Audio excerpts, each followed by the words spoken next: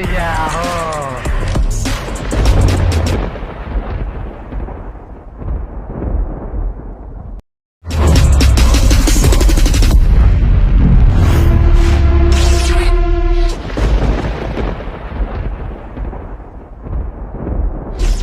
এভাবে ডেকে আনার মানে কি? পেরেশানি হয়ে গেছে ভাতিজা, কাম আছে। এই ভিডিওটি ওয়ালটন এয়ার কন্ডিশনারের বিজ্ঞাপন চিত্র। এই ভিডিওতে দেখা যাচ্ছে ডিপজল ও আমিন খান ফিল্ম স্টাইলে অভিনয় করেছেন। বিজ্ঞাপনটির টিজার ইতিমধ্যেই নেট দুনিয়ায় ভাইরাল হয়েছে। টিজারে দেখা যায় আমিন খান তার দলবল নিয়ে ডিপজলের দরবারে প্রবেশ করেছেন।